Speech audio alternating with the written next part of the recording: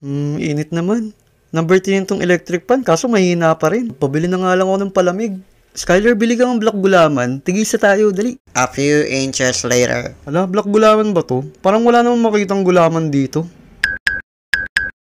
Kaya nga black, diba? Wala ka talaga makikita dyan.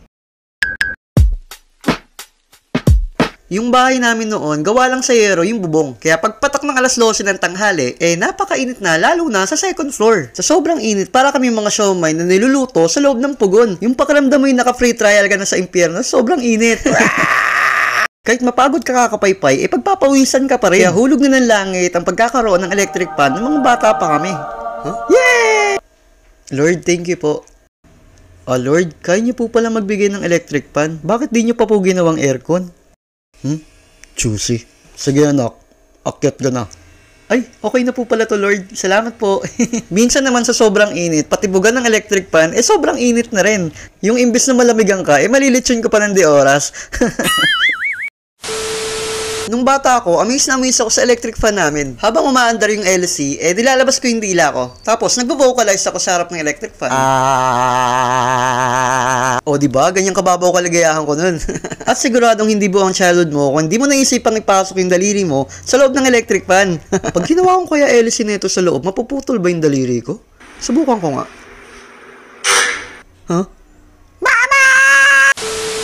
Ang pagligo ang isa sa pinakamabisang paraan para maibsan ang init ng panahon. Sigurado ako naranasan nyo rin ang paliguan sa batya ng mga baby pa tayo. Sobrang tuwan-tuwa na ako nun kapag nagtatampisaw ako sa tubig nung bata pa ako. At bukod sa batya, mahilig din akong magbabad sa tubig sa loob ng drum namin. Pero huwag yung basta-basta gagayahin to ha. Kailangan magpaalam muna kayo sa mga magulang nyo. Medyo delikado kasi yan at baka malunod pa kayo. Ang ginagawa ko nun, lumulubog ako sa ilalim ng tubig at pinipigilan ko yung paghinga ko.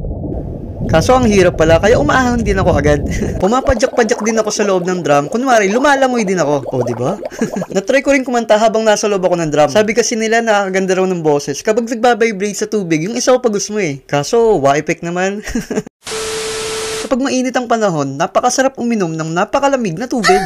Bumibili kami ng yelo sa halagang piso sa kapitbahay namin dahil wala kaming rep noon. At dahil akong pinakabunso, ako madalas utusan na bumili ng yelo sa labas. Swerte mo, kapag nabili mong yelo, mix yung tali sa dulo. Kasi mahirapan kang bitbitin yung pauwi sa bahay nyo. Para may galit yung kapitbahay mo sa'yo eh.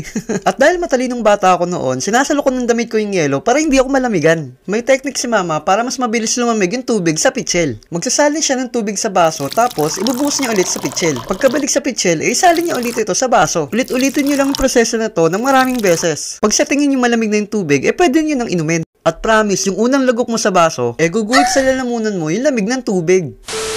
Bukod sa yelo, mahilig din kami sa ice candy noong mga bata pa kami. Yelo lang din siya pero mas maliit na may iba't ibang flavor na pwede mong ngat-ngatin. Tulad ng orange, chocolate, at marami pang iba. Sinasandal namin yung ice candy sa pader at sinusuntok namin yun hanggang madurog. Gigil na gigil. Yung alikabok sa pader talaga yung nagpapasarap ng mga ice candy namin nun eh. Init naman.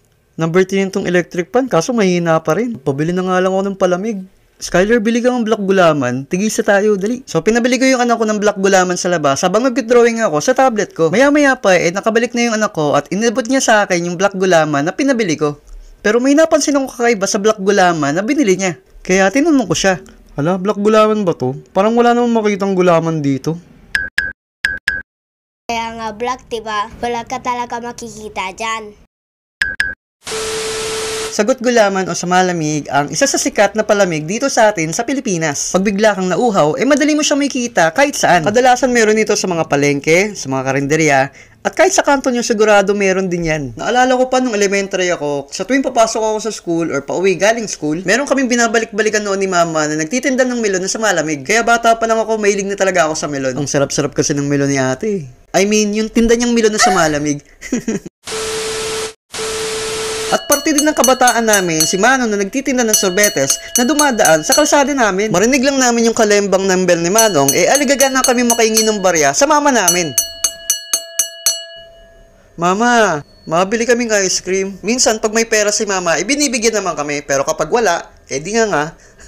At kapag binigyan kami ni Mama ng pambili, hinahabol talaga namin si Manong kahit malayo na. Dirty ice cream ang tawag sa sorbetes na yun, na inilala ko at nakalagay sa makukulay na mga carts. Meron din itong mga flavors gaya ng chocolate, pandan, strawberry at keso. At meron ka ring option kung saan mo siya gustong ilagay. Pwedeng sa apa or sa cup. At si Mama naman, paborito niyang ilagay yung ice cream sa tinapay. At dahil sa patuloy ng pagbabago ng panahon, unti-unting nawawala na rin ang mga gantong klaseng ice cream na inilala ko sa daan. Kung dati ditulak, napalitan naman ito ng mga nagtitinda ng ice cream na pedal. Kung dati kalembang ng bell, ngayon nakakatuwang tugtugin na maririnig mo kapag may nagtitinda ng ice cream sa inyo.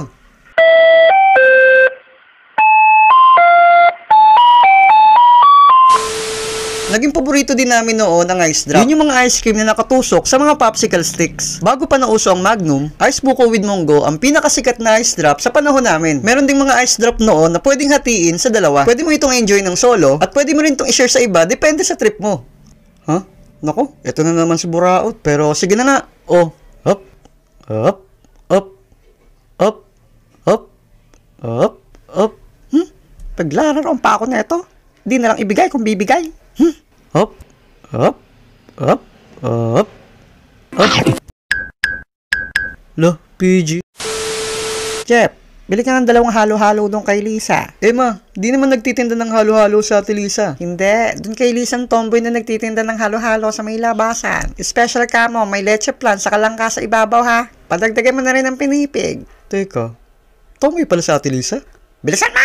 Halo-halo ang isa sa masarap na merienda at pampawi sa mainit na panahon ng mga bata pa kami. Saging na saba, nata de coco, munggo, pinipig, ang ilan sa mga ingredients na nagpapasarap sa halo-halo. At syempre, hindi dapat mawala ang yelo sa halo-halo. Nakikita ko nung bata ko, ginagamit ni Ate Lisa ang tradisyonal na pangkaskas ng yelo na gawa sa bakal. Doon siya nagkakaskas ng yelo sa bangko na may tuwalya. At kapag nakaipon na ng durog na yelo, isasalin niya agad ito sa baso. At mas mura kapag may dala kang baso mismo. Pagkatapos, nilalagyan niya ito ng gatas. At food color naman, pampakulay sa halo-halo. Pwede kang mamili kung ube, langka, or leche plan kung gusto mo ng special ang halo-halo mo. At ang pinaka-exciting part sa halo-halo ay haluin mo na yung halo-halo. Kaya nga halo-halo, di ba? Ang sarap lang pakinggan kapag narinig ko yung yelo na hinahalo. May kanya-kanya tayong style sa pagkain ng halo-halo. Mas nasasarapan ako kapag hinihigop ko muna ng yelo bago yung sangkap ng halo-halo. Tuwing tag-init, uso ang mag-swimming sa mga pool. At dahil mahirap lang kami nun, hindi namin afford makabili ng mga inflatable pool. At pag yung kalaro namin ay meron nun, rich kid na yun sila. Sinusubukan kong lumapit sa mga kalaro kong yun noon. Umaasang aayain din nila ako sa pool nila. Yun nga lang nararamdaman ko na ayaw nila kahit hindi sila magsalita. Lo, dadamot na itong mga to. Malunod sana ko dyan. Pero one point in our life, nakaranas rin naman kami na makapag-swimming sa swimming pool nung bata pa kami. Jenny, pangit. Jenny, Jeff! Lagot ka, ang pangit mo kasi. Mag-ice kayo. Magpapaswimming daw si Ate Merlin niya. Yay!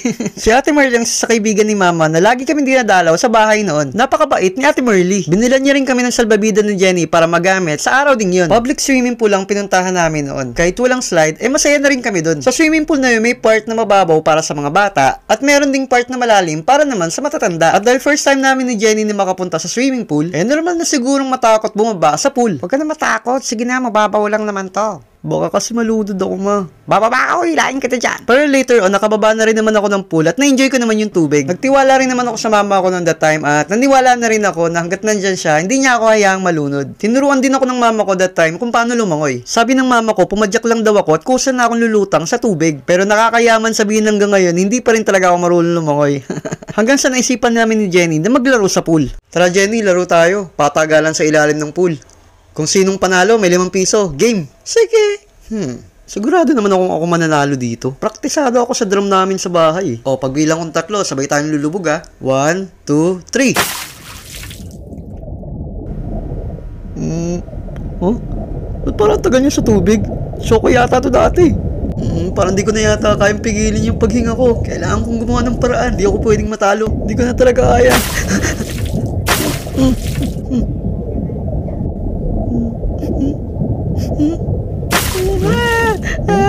Yay!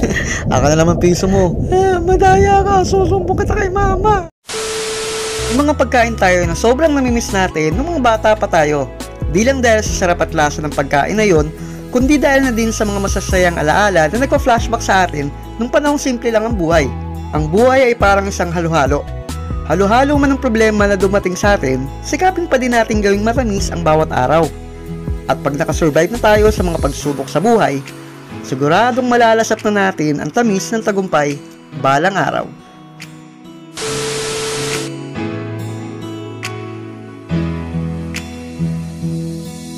Sana nagustuhan yung episode natin today at maraming salamat sa lahat ng mga naghihintay ng bagong animations ko sa YouTube, Facebook at sa TikTok. Thank you so much.